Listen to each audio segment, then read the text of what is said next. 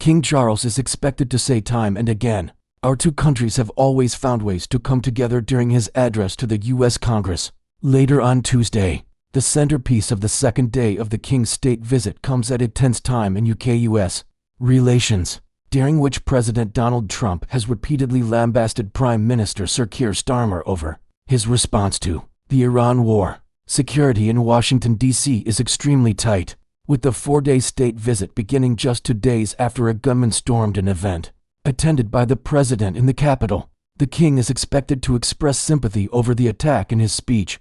The official visit, during which the king has been joined by Queen Camilla, is the first since Queen Elizabeth II's in 2007. In the speech, the king is also expected to say that in times of great international challenges, it is more necessary than ever to stand together to defend democratic values. His address will also call for reconciliation and renewal of the US and UK partnership and advocate for shared values of tolerance, liberty, and equality. The king will urge those beliefs are defended, whether through supporting NATO or protecting Ukraine. According to royal sources, the king will tell US lawmakers that the transatlantic alliance is built on a generosity of spirit and a duty to foster compassion, to promote peace, to deepen mutual understanding, and to value people of all faiths and none. The speech is written on the advice of the government and is expected to last 20 minutes. It forms part of a packed itinerary that started on Monday, when King Charles and Queen Camilla arrived at Andrews Military Air Base in Maryland. On arrival at the air base, the royal couple were greeted on the runway by the U.S. Chief of Protocol Monica Crowley and the British Ambassador to the U.S., Sir Christian Turner, among other dignitaries. They were then given flowers by 2 children of UK service personnel stationed in the U.S.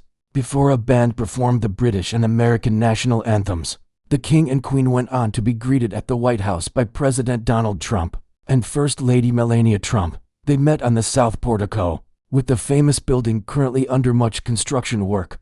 The royal visitors had tea in the Green Room and were brought into the garden to see a newly expanded beehive, rebuilt in the shape of a miniature White House. This honey-coated piece of diplomacy was intended to appeal to King Charles, who is an enthusiastic supporter of beekeeping. The state visit, carried out on behalf of the UK government, is a soft power attempt to strengthen relations. In a year in which the U.S. is marking its 250th anniversary of independence, Queen Camilla was wearing a brooch which combines the British and U.S. flags, which was given to the late Queen Elizabeth II by the mayor of New York on a state visit in 1957. That particular trip had been a diplomatic mission to rebuild the U.S. and UK partnership after the Suez Crisis of 1956, which had put the two countries in dispute over a Middle East war. King Charles and Queen Camilla then went to a crowded garden party attended by more than 600 people at the UK's embassy in Washington, D.C. The guests had US and UK connections, with people from politics, science, charities, and the military.